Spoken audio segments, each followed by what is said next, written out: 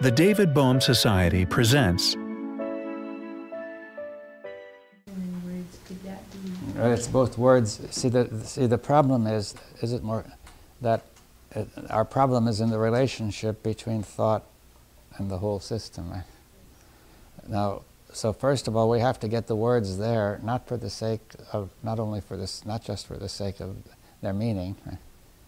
But for the sake of their action. You understand that? To be observed, right? Do you see? Even if they're not apparent, we call them up. Yes, because if we don't, they're there implicitly and unconsciously, and we have to bring them out and say we're going to look at it all differently. Ordinarily, we look at the whole process of thought for its meaning, right? And we can do that, you know. But then here we are looking at certain part of the process of thought as a process to be observed beyond the word, right? So, but if we feel something's going on, but there's no words, we have to still suspect thought. There may be still words implicit and hidden and suppressed, repressed, right? So in the case, say, of anger, I suggest bring up the words and see if they're there, you see. Right? The same with fear, right? You see, for example, there are words, you see, you're afraid of something, right? You may get an anxiety or a fear, you say, I don't know what it means, right? I can't find out. And then that can be even more worrying than having something you're afraid of that you know what it is. Right? So, can you bring out the words, you see, and say, well, in the case of anger, I gave the elementary case. I waited a couple of hours and I was saying, what does he mean by keeping me waiting like this, and so on and so on. He's not treating me right, it's outrageous. Now, similar words could be found for fear, do you see? I think we discussed an example. Suppose you're afraid of some examination or something that's coming, you see. So you say, ordinarily you say, well, I've got to get my mind off that, you see. But suppose you try it the other way and say, I'm going to try to find the words that express that fear and say, I'm afraid because that examination is coming and such may go wrong and all sorts of terrible things may happen. And then you may feel the fear getting bigger, right? Or when you feel the fear getting bigger, there's an automatic tendency to stop it, right? Because the movement I described this morning is like a kind of movement. When you move towards something which seems better, you take more of that movement. When you move towards something that seems worse, you say, let's stop it and go the other way. That's the instinctive movement. But now we're suggesting going against that. Right? Not for the sake of just having fear, but rather to bring out what's going on, the process. Is that clear? To say, I want to bring the fear up to a point where I can look at it, but not up to a point where it becomes panic, right? And where I can't look at it. Is that clear? The same, I want to bring the anger up to a certain point, but not to the point that I get enraged and, and everything goes to pieces, right? Used as a test, and you could do that with many things inside you and possibly empty out a lot of things that you Well, I can't guarantee it's going to empty it out. You see, if you think I'm going to empty it out, you're caught on that thing. I'm trying to say we are learning. You see, that's the only thing you can say, right? I want to learn. If you say more than that, it's going to get wrong.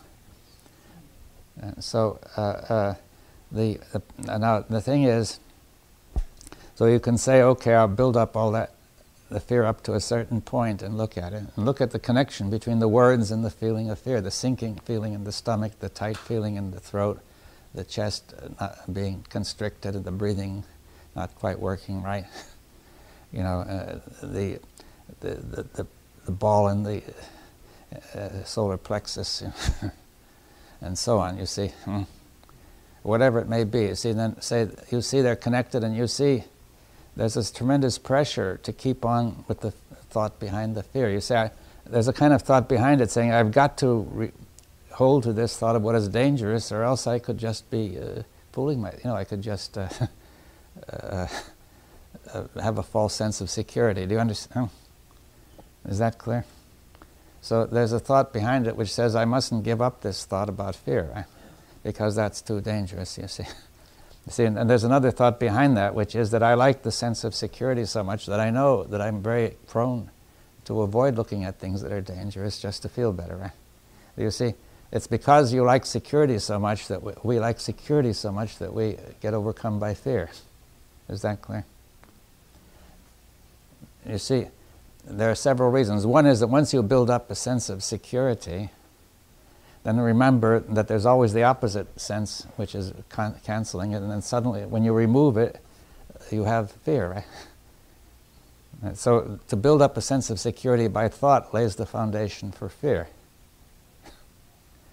And also, another foundation is you know you have the habit of doing this, and therefore you tell yourself you had better watch for danger, and this will create more fear, right? Is that cool? So therefore, it's the search for security that is responsible for most of the fear. You see, there are certain fears that will make sense. Saying, if you see a dangerous snake, you are alert. You don't just simply walk ahead. You see. On the other hand, you see that would be foolish. You see, that would be just keeping your head buried in the sand, as they say. To say, well, I don't care. Snakes are nothing can hurt me. You see. And then the other, but then when you overdo the security sense, you lay yourself open to fear, right? So when the more fear you have, the more you want to have the sense of security, right? So it keeps on building up. It could build up into panic, right, where it runs away and fills you altogether. Now, in the case of anger, that could build up into rage, which runs away. You see, into hate, right? So rage and hate is one side, and panic is the other. They're very similar, basically. And if it gets that far, then it's not so easy. Now, so the point is then that you could also look at other things. You could look at envy and jealousy that way. See, what is the thought behind it, right? Is it clear what the thought behind envy is, right? Is it clear? I'm not sure. What would you think? Is it fear and jealousy two sides of the same coin? Well, it may be, but there's certainly fear implicit in jealousy. What? Yeah, there's a comparison going on between you, but in this comparison, there may be a useful comparison, you see, where you say, you're able to do this and I can't, I'll learn. But there's another kind of comparison, which is that you're identified with the thing. You see something the other person has and you say, I must have it. Not just because I'm identified with that. I say, I must be better than he is, right? In order to feel good, right? Or if he's not, if it's the other way, I have a bad feeling. Now, it's the same as hurt. You're producing it yourself. You see, so you find the thought which is, it's intolerable that he's got that and I haven't got it, right? Suppose you say that, right? Or if you say with greed, I've just got to have that, I've got to have it all, right? Now, is jealousy the same as envy? Well, it's related. Jealousy is that person is in a position which should be mine, you see. It's intolerable that this person is in that position which is mine, right? You see, so you have to, if you can find those thoughts and begin to look into them, and with pleasure you'll find thoughts that give pleasure, and you'll see then there's a thought saying, I don't want to give up pleasure, right? And so on. So you see, so it's a useful kind of experiment to do this with all the thoughts that disturb you. The instinctive tendency is to push them down, but go against that, but not so far as to make it run away, right? But it's not analyzing them. No, we're not analyzing, we're just trying to get them to be visible, right? So that we can then perceive them from a deeper level, right? We can perceive the process, do you see? Be sensitive to the process. Is that clear? Yeah, so you don't get hung up in the why am I feeling this way? No, I just want to be able, I can even explain why. I mean, if you want to, explain why too. Put the whole thought down, whatever it is, right? Say it. But we're not doing it for the sake of finding the explanation. You're doing it for the sake of making the thought visible, right? Which has been invisible so far, and which has in fact made itself invisible, right? Could you say we'd be a porcupine with all our quills lying flat. And we bring each one up a quill. Yeah. You see, we have learned to cover up these thoughts and to deny that we have them and to say we've got something else, which is better. Like saying we're not angry, we're not hateful, we're not greedy, we're not jealous, you see. We shouldn't be and we're not. And now, suppose you say, okay, I'm just going to say what the case is. Krishnamurti used to call it the fact, but I mean, I would rather say what is the actual situation, right? The actual case. What is all of this positive thinking about? That there is so much going, is it just another trick? What do you mean by positive thinking?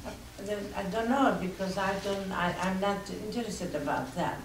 I'm just trying to learn to see the facts. But so much going about the positive thinking, and if I may express myself as I say, I don't like that, they say, don't be negative.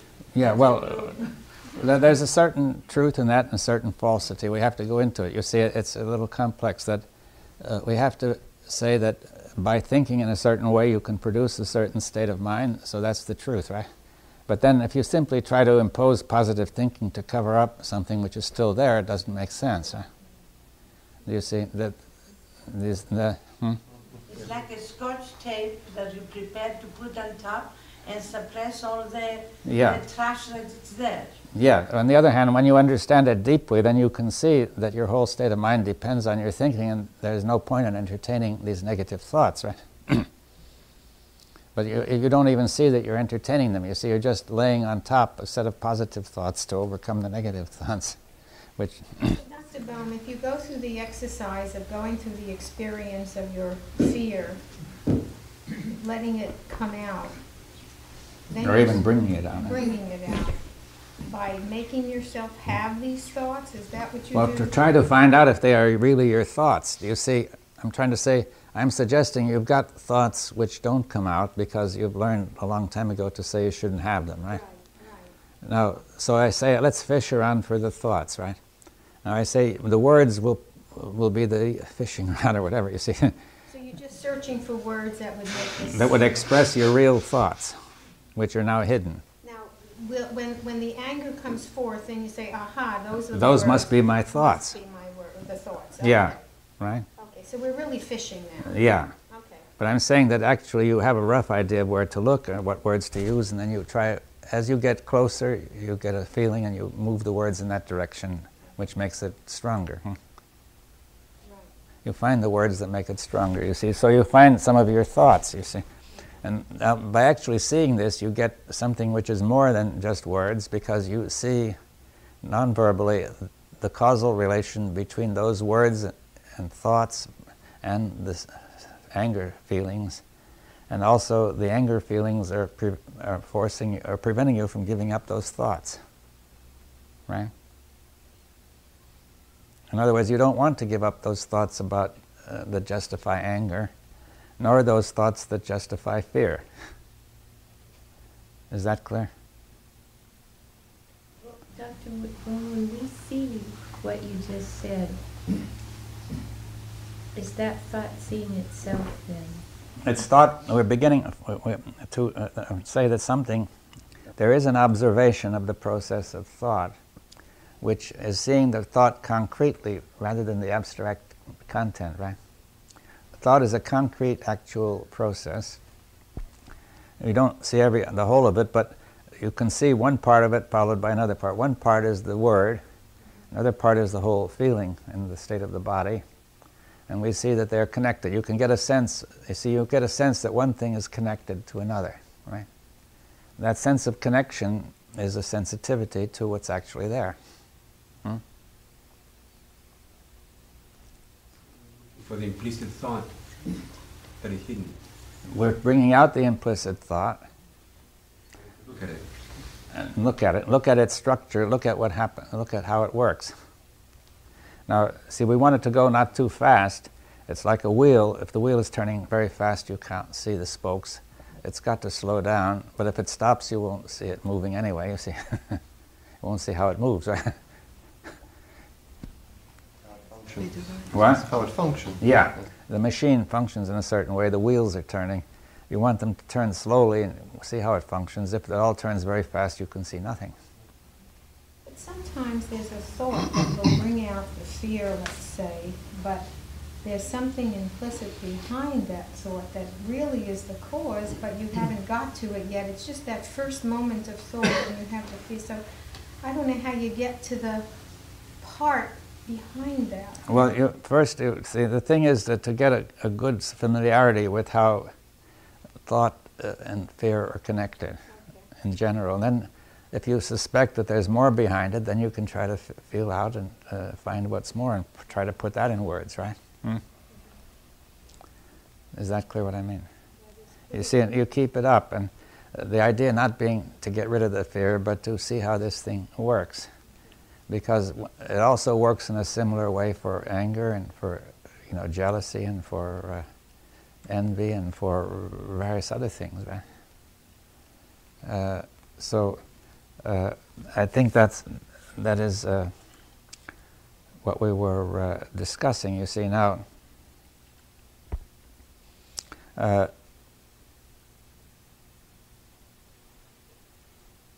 Yes, and now later on I'll say how we can use this to see some other things about thought. Which, you see, the point is that when we say look at thought, thought has hidden itself, right? Or at least a part of itself. One part of itself is there, visible, namely what it's called feelings in the body. And the part which we recognize as thought has been hidden, right? So therefore we don't, it's very puzzling what to look at, right? Can you call it as our own blind spots, with these feelings, with these fears? Well, what we're blind to is that thought is making them, you see. And thought has blinded us. You see, now, I think that's a key point that, you see, you may get worried that the fear is increasing and the anger is increasing, but you see, if you just watch it carefully, then you can see that you needn't worry too much. You see, it's not that dangerous. You wait until it has calmed down a bit before you start, if necessary, right? If you can do it in the first moment, it's better still, right? So you'll be learning a kind of skill, I think, as well as a fact, right? Is that clear what I mean? As well as as what is actually the case about thought. Verbalizing a thought. Yeah. Makes it clear that it's a thought. Or just thinking about what happens in yourself. Or Well, do you the have trouble to is, if you think about it, the thought that you're thinking about is not visible. You have to use words, express it. Well, in it's words useful form. to see the problem has come this way. If you could plainly know, I am thinking, a thought is going on at this moment, and that's why my body is all stirred up. Then the problem would be much simpler, wouldn't it? Sounds to me like when you're out of your mind, you're in the right mind. Could you please give us an example? What? Demonstrate it. Well, you can't demonstrate it like that. You see, you have to do it yourself. That's the demonstration. You see, the demonstration is to see that if you do it, this is what happens, right? You turn the machinery for yourself and see what. If you want to learn how the machinery works, you've got to turn it slowly and watch it, right? You see, now the difficulty is the machinery has hidden itself. Key parts of the machinery have hidden themselves, right? Other parts are visible, but then the meaning is wrong. So therefore, the idea is to get all the essential parts of the machine visible. Now, one of the parts of the machine is thought, right? Another part of it is the feelings and the body sensations. There's more to it than that, but if we can see that it's thought, then we and see the causal connection. You see, if this hits this and makes it move, you sense this is the cause of this right away, right? Faster than thinking is needed, right? You sense the cause. It could be false, but you sense a causal connection. Now, if you could sense a causal connection between thought and feeling, this would be an important step. Not merely to think there's a causal connection because I have said so, or because it's on the map, right?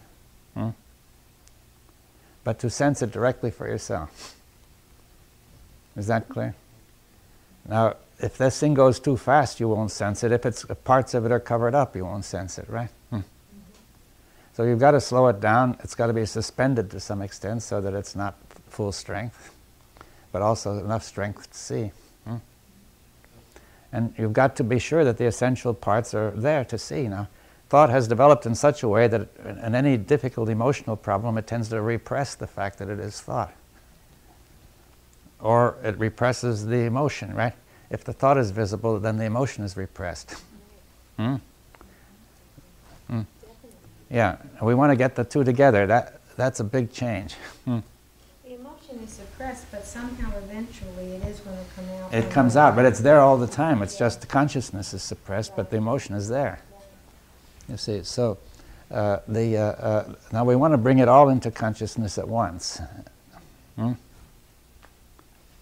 So we can see how it works. If that thought creates the feeling, it must have tremendous power. Well, does the computer have tremendous power when it operates your washing machine? You see, the power comes from the power plug. The computer gives direction to that power, right?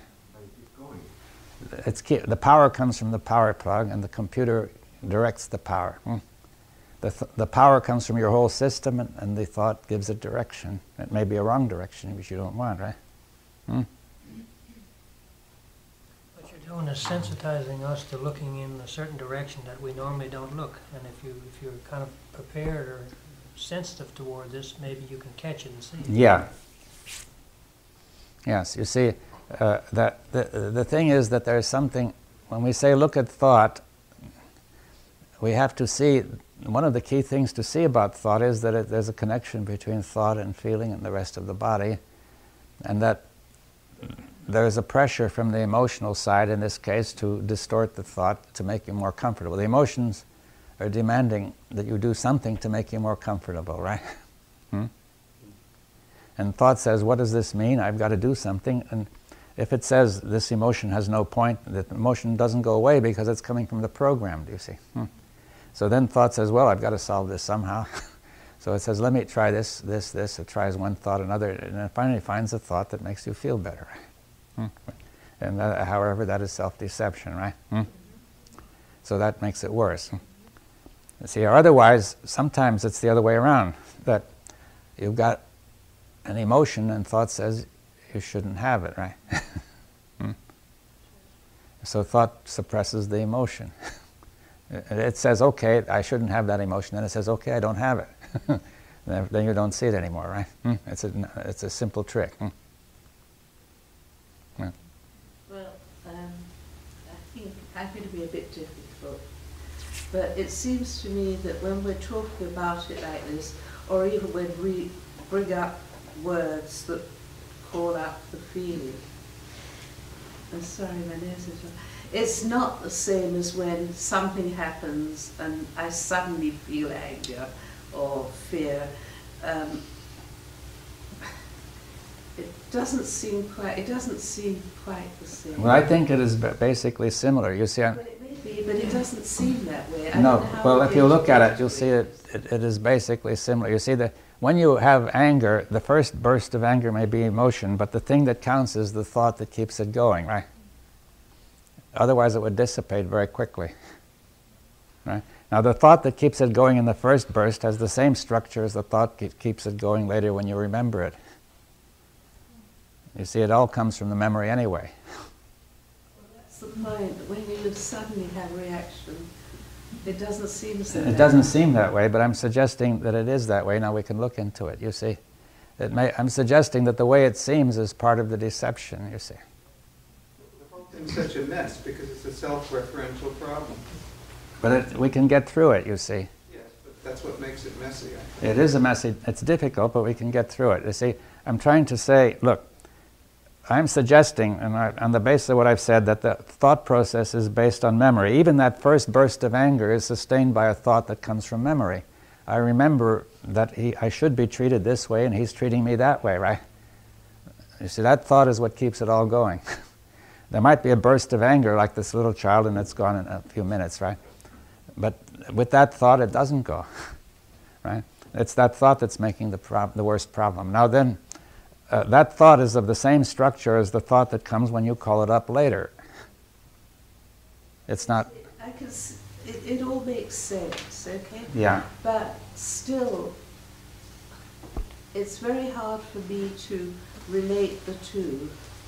Well, I'd suggest that if you try it, you'll see they are related. You see that if you work with this for a while, the relationship will become actually visible as a fact, you see, as an actuality. That you will see that when you call this thing up, see, if you try this for a while, then maybe you'll also be able to see that the first burst will work the same way. David, I know we're supposed to go slowly, I understand that, but how do you slow down? That's the hardest thing to do. Well, that's why I suggested we don't start with the first burst, but rather it slows down of its own accord. After a while, it's just simmering around, and in fact, you may get interested in something else, and it looks as if it's gone, and then you think about it again, and it comes back, right? Okay. Now, that's the case where you can begin to work on it, right? So you say, okay, that's not so fast now. And you say, let me start experimenting with the words to make the thought visible. You see, now, and as I'm saying that one of the thoughts we have is that first burst is pure feeling. You see, but that's one of the wrong thoughts. That's what I'm trying to say. That first burst is no more pure feeling than anything else, you see. It's a felt. No, there are pure feelings, but the first burst of anger in most cases is not a pure feeling. It's something we've done so many times that it just happens again, right? Well, it happens so quickly, what you're talking about. It's so well ingrained, the pattern, that the stimulus that comes along and triggers it, it goes off. You don't see the stimulus. And then the difference, I think, that she's talking about is it's relative. As I repeat the thing, it's a bit slower. It's slower, but I see it's different. It's different because it's slower. But I'm saying its structure is not different. Right. It also appears different because there's no stimulus. You're creating the whole thing with your mind, which may be happening. Well, you're doing it in the first case anyway. No, but you don't necessarily see that. Well, but then that's just a mistake. You see, I'm trying to say, let's try to look at what is the truth of the case, you see. I say, even in the very first case, it's just your mind that's causing all the trouble. In other words, it's thinking that makes it so, as Shakespeare said, right? Moving in the direction of anger, even when the stimulus is present, is arbitrary, only you can't see that. You don't see it, but it's so. Yes. You see, now, that response is arbitrary, and that's why there's a possibility that we can get out of it. You see, it actually has no natural necessity at all. When all that stuff disappears and we're out of it, we're gone also. Why? No, well, we may be gone, but I'm trying to say that we'll see that may not be so bad either. Actually, there may be something left which is better. You see that.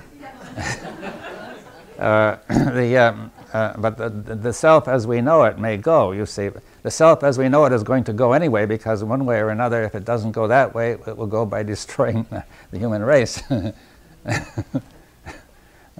Now, what? That's probably the shortcut. Yeah. And is it that the self will go, or the self will be different? Well, yes. Well, what the self as we know it will go. What will be there, we can't say. You see, let's put it. We'll be open to that, right? Now, anyway, so the important point is that most of our so-called spontaneous reactions are just the mind at work, reacting very fast. Now, it had that little mechanism I described this morning, which was developed for evolutionary purposes to face danger, which is you could short-circuit the usual process where emotion and intellect work together and have something just go very fast, you see, right directly from memory into the into the thalamus, producing a very fast reaction, which has been demonstrated actually by measurements. I don't remember the details, but it was in the New York Times about a month ago. And it's been demonstrated there is this short-circuiting mechanism that goes very fast. The point is, let's look at it when it's not going so fast and we get some understanding, and then maybe we'll be able to see something about what happens when it goes very fast too, right? You see, the right approach is, the right way it should work under normal conditions is that since we're not really faced with that life and death emergency, the emotions and intellect should work together so the intellect could say, oh, there's no point in getting that angry, you see. But something happens very fast and it runs away, right? But the structure, putting this little bit in doesn't change the essential point, right? That this is really just the mind at work still.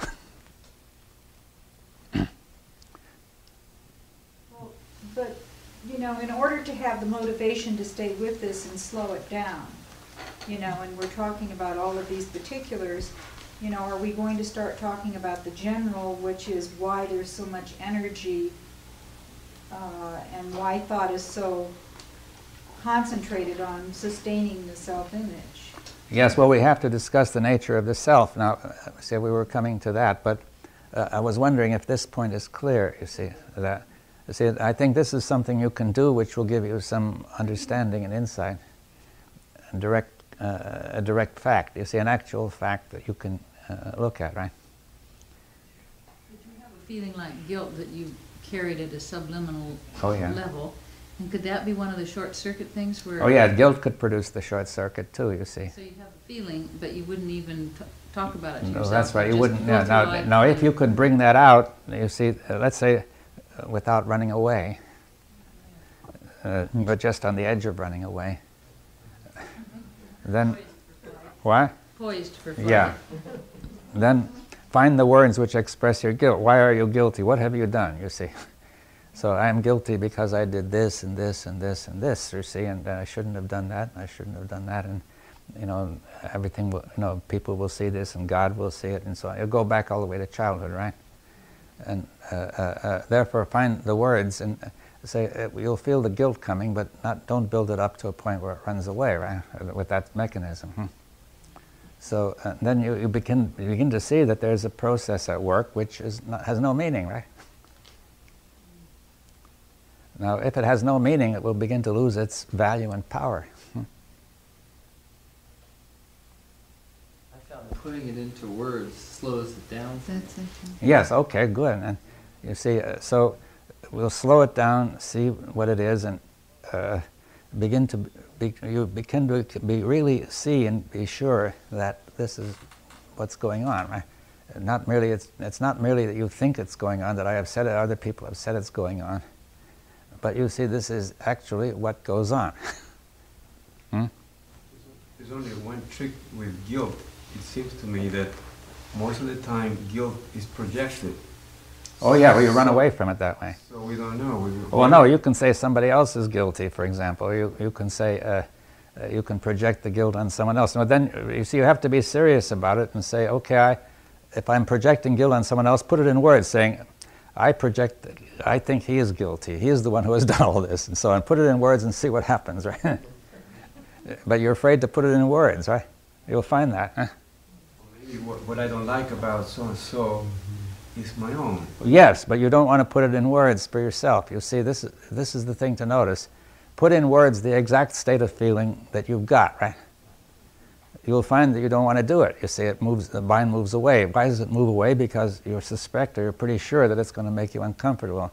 The mind instinctively moves in every direction that would make it more comfortable. Now, that would be right for some purposes, but it's wrong here, right? You could carry guilt subliminally that has been imposed on you by others. You can really only, don't feel that. Yeah, it's never, unless you cooperate, it cannot be imposed on you.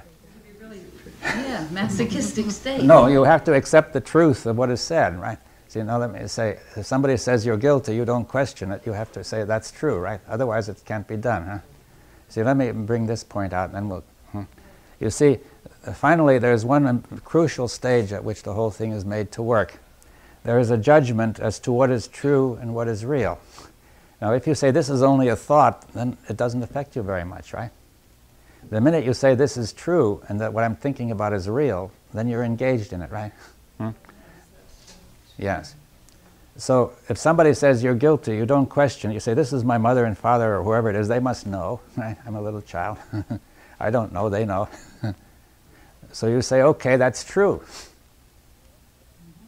The guilt is real. And then you're caught in it. You see, then that fast mechanism gets going, you see. Because you say, here is a real danger, right? That's just one of those places where in the jungle we were supposed to react instantly.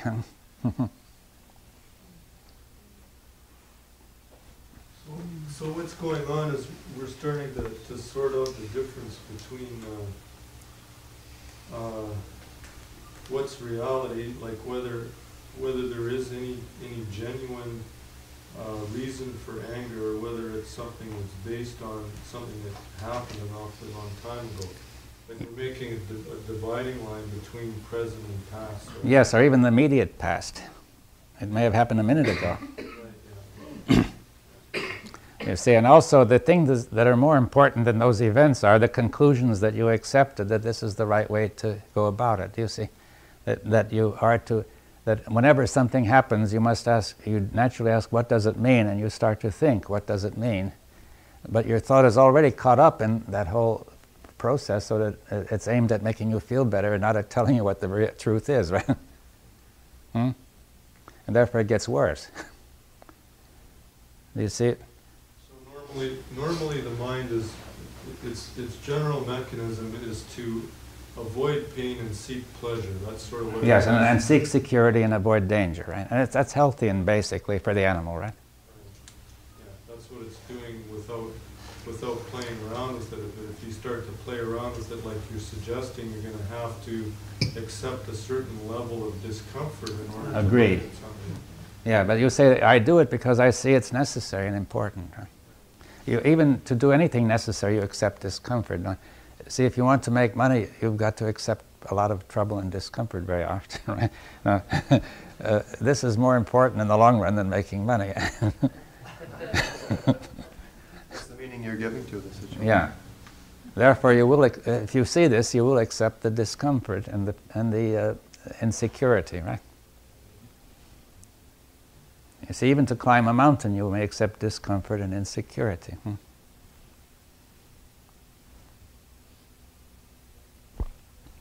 see, so you say, okay, we'll do this.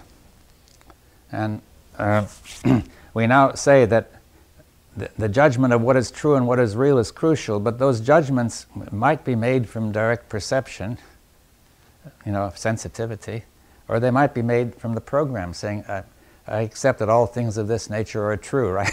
Whatever my father and mother say is true, right?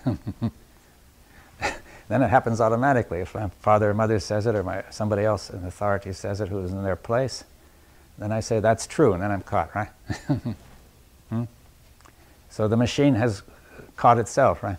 See, once it makes that program, then the judgment of truth is controlled by the machine. And the machine will judge things so as to keep itself going. See, so therefore, it will say, I've got to. This is the truth, and that's real, and therefore I've just got to do it. It's necessary. It can't be otherwise. It builds in assumptions like this is dangerous. Yeah. And it prevents you from looking in that direction. Yeah, don't look there. It's too dangerous, right? Too disturbing. Too this. Right? You see, and that's true. You see, so that you might see the second phase of this is to question: are these thoughts true, right? And is what I see real? And then, in order to do that, you can also say, let's go about it the other way, and say, I'm going to try to put in words what I think is true and real. And I say, it is true and real that I am guilty, that everything my mother and father said is true, or at least basically so. If my mother and father said it, it must be true, right? Because they know. I'll try to find the words that express all that, right? And I will see the effect on the rest of the system, right? And I'll see that those words are actually affecting the system, right? And therefore, there's something very fishy going on.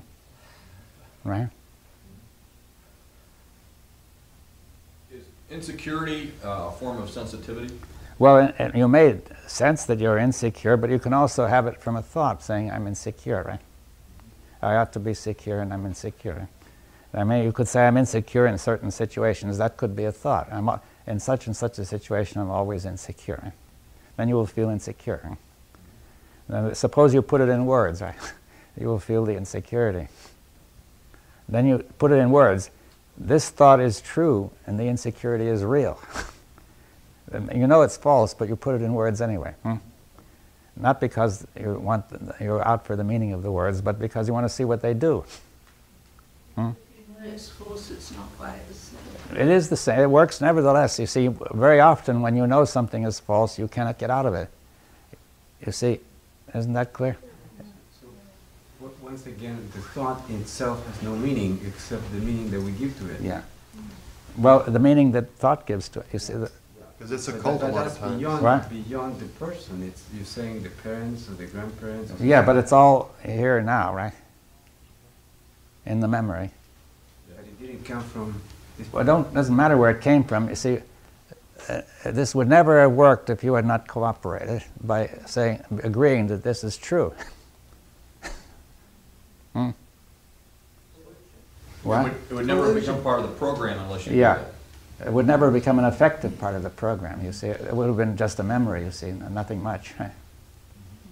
But see, once you say this is true and what I'm thinking about is real, then it becomes a powerful part of the program. But it's a cult, it's hidden. It's hidden because it's hidden in the very nature of the case because you're saying it isn't a program at all. That implies it's not a program.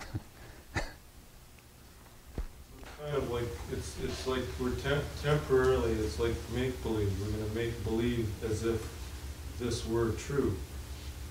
Like No, I think it's being more deliberate, just being deliberate and slowing down to the point where you're able to unpack this. Just these thoughts are in you right now, but they're being hidden and suppressed, right? Put them in words, and even though you don't believe them, they work. Like taking out dead grandmothers and bring them alive. What? Like taking out dead grandmothers and bring them alive. You see, you can be convinced that, look, you can be convinced that you have a guilt complex, you see. You've gone into it carefully. You've gone into the history, your father, your mother, your grandmother, and you can see they all gave you a guilt complex, but you're thinking about that guilt complex. You're not looking at it, right? Mm-hmm. Now, then suddenly somebody makes you feel guilty, and along comes somebody and says, "Whoa, that's just your guilt complex," but it still feel guilty, right? You see, you may know it's untrue, but you still accept it as true because the program works regardless of what you know. You see. You see, you have to do something else to get at the program, which is to actually see the connection between the thought and the whole process, the feeling and everything else. You see, you have to see this in some manner which is a bit beyond words, right? I mean, you see the causal connection between that thought and your guilt feelings. Not merely somebody tells you about it, or you think about it, but you see it as you see that my hand pushing this is the cause of its moving, right? The way you've discussed this before, you say instead of thinking about it, you think. Yeah, you think guilt and don't think about guilt. Is that clear what I mean? Yes. Mm-hmm. See, think guilt, think fear, think anger, think pleasure. But then that's so contrary to our conditioning and whatnot that you pull back from that one real quick, right? Yes, that's the instinct again, saying that's too disturbing. You see, so the point is that if you can think this, then you will get some perception of what's actually the case, right? Now, it's not just a map. They say the map can be helpful. We're not against using words and maps, but we've got to have something more, right? Now, I could say just look at thought as it really is. Look at fear as it really is. That would be right. It's good advice, but you'll find you can't do it because the basic part of the fear is the thought, and that is hidden. Or if it is seen, it is said by thought not to be anything to do with fear, right?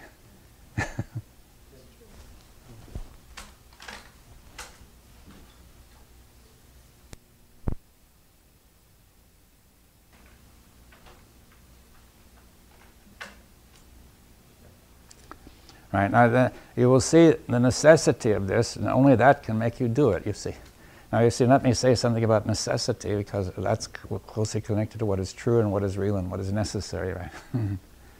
Necessary means what cannot be otherwise, right? It's got to be that way, right? Now, we have the perception of necessity, and the opposite is contingency. It means it can be otherwise. And the thought of necessity, the word, a very interesting insight is obtained by considering the Latin root, which is necessi, meaning don't yield. That which is intellectually means it's got to be that way. Emotionally means don't yield. You're physically and mentally, and your body is in a stance of not yielding, right? Being, In other words, if it's necessary, then you can get rather rigid, right? Right? You can feel the rigidity. That's the part of the same one. The intellectual side is it can't be otherwise. The emotional side is hold, don't yield. It's got to be, right? So now necessity is an extremely powerful thing. It overrides anything once it's accepted, right? It will override everything, right? So self-preservation. People, for necessity, say for their country or for any other reason, have sacrificed their lives. You see, if you say it's necessary to climb the mountain, it will drive you to the top or else kill you, right? If you hold to the necessity, it will liberate all that energy. It also can drive you into all kinds of craziness, right? You see, but the important point is to notice the power of the concept of necessity, right? Now, if you don't think it's necessary, then you won't really put a lot of energy into it, right? Now, you see, you may be programmed to believe it's not really necessary. You say it sounds like a convincing case, but you see, when it comes to the real world, it's not real. It doesn't hold. You see, that's the kind of thought that we often have, right? Okay, this is all very nice for such a discussion. But in the real world, where we've got to make our living and make our way, and all this doesn't hold, right? Now, if you think that way, then you're not going to do it, right? You have to go into it for yourself and see, does it hold in the real world? Or is the real world real? You see, you've called it real. You see, you have said, my thought about that world is true and that world is real, but I've already suggested that world is not real. The thought about it is untrue, right? The thought that creates that world is not true. So that world is not real. There really is something there, but it's not the world that you think that is there, right? It's a world created by thought. You see, so therefore, if you look at that, you will see that this is just what is needed in the so-called real world. That automatically implies that it has a tremendous value. Yes, but necessity and truth and reality have supreme value, right? If you really believe it, they take precedence over other things. Huh? You see, now,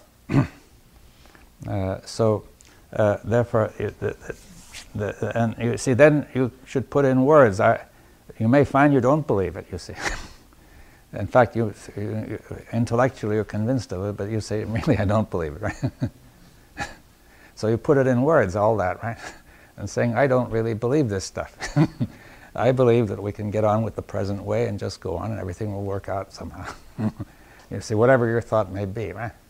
And see how it all works inside of you, right? See, to become aware that this is your thought. See, it's no use saying, I understand it intellectually, but I can't do it.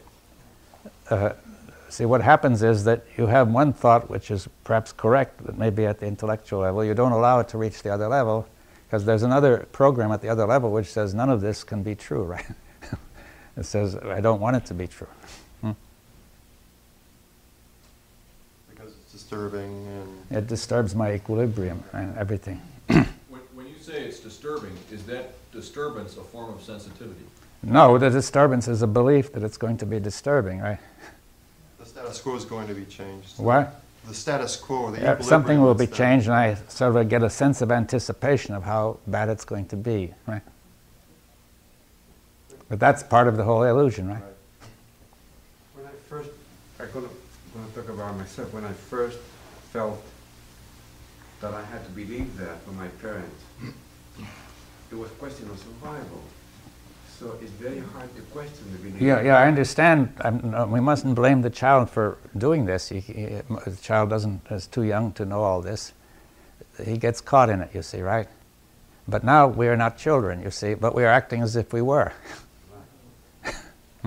But now the truth is we are not children, but somewhere deep down there it says, no, that's not true, I'm still the same child, right?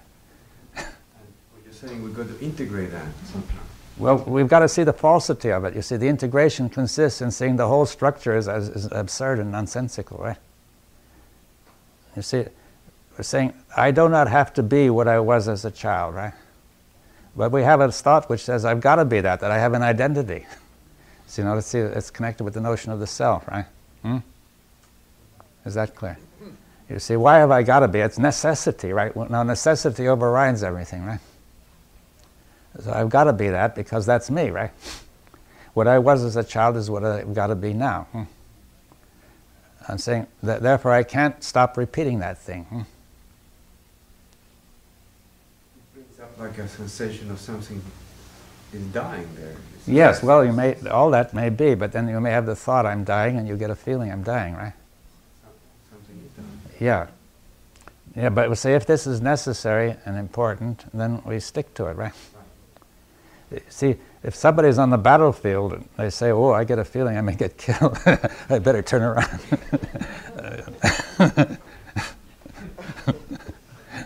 is dying, that thinking the programming is dying. Yeah, it may be, but we're saying whatever may be happening, we have to say we've got to stick to it, because if we don't do this, well, we may get through this life somehow before, but you know, the whole thing is not going to mean anything, right?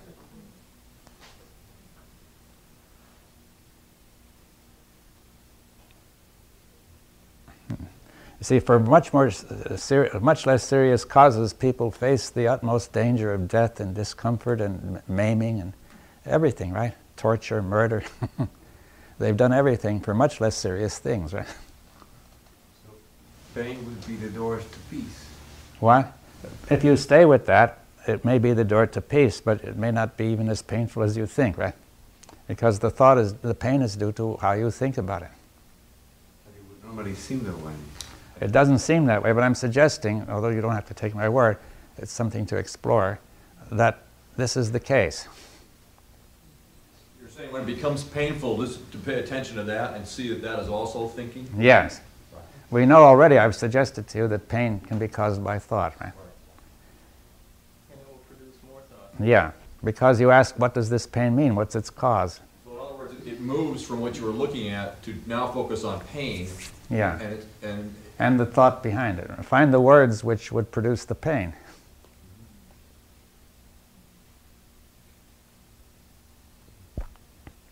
When you say think fear, don't think about fear, but think fear, think guilt, could we also say relive fear? Well, you are reliving it, but you can't relive it without thinking it. Because in the first place, you were thinking it. So you can relive it by rethinking it, right? It's like reliving the same thing, yeah. It was, you were thinking it in the first place. See, one of the mistakes is to say that fear was a real thing in the first place, now it's only a memory, you see. Yeah. But it was always, you were always thought, it was always thought.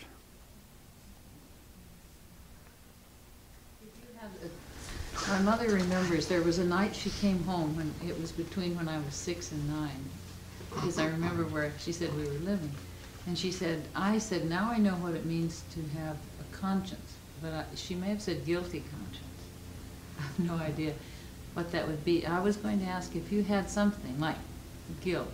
Maybe that felt good and bad at once, or bad mostly, but good. Would you go through life looking for other ways to be guilty? Well, no, just try to think if you get a guilt feeling. Would you grown up? Doing that. I was wondering if that could be a pattern. Let's say guilt wouldn't be the thing, but suppose you got pleasure out of being self-pitiful at 7. Well, then it would continue, you see. It was on the program, not just this way of getting pleasure, but also in general, pleasure will come from self-pity, right? This is a case where I can you know, have a valid reason for pitying myself. Therefore, I get pleasure, right? You've got to discover a valid reason to pity yourself to get that pleasure, right? I think you find more reasons as you mature, right? Yeah, you get better and better at it. Better and better, yeah. Do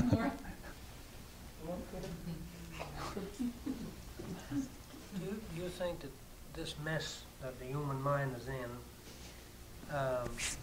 might have had something to do with 10,000 years of civilization where man's mind has become idle, and there's a saying somewhere that an idle mind is the devil's workshop? Well, this could be so, yes. You see, in fact, it became idle by becoming busy, you see. I mean, instead of doing the things, you know, it should Yeah. do out in nature or Yeah. hunting or something, like most of the Aborigines and these people who live in the plains and South America, they're great seers or sages in all these tribes. It seemed like they lived in a happier way. They didn't have any of these problems that we seem to have. Well, they didn't. They had some, but they're not nearly so severe as ours. You see now, it's built up with civilization. I think you see building up into war and slavery and oppression and fear and hate and I mean all that tied up with thought, right? Yeah, those tribes don't have their problems. They have problems, but I think the people I've known people who visited them, and they say they're far less severe than our own. You see. There's about 10 million of them living in the same Well, I know. space. The minute you put a lot of them together, they start having problems. You see, I was talking with a North American Indian, Canada, the Blackfoot tribe, I think, and he was saying, well, when they had 3,000 people there, wherever they're living in Canada, they lived fairly harmoniously. Now that they have 7,000, they're getting into a lot of trouble.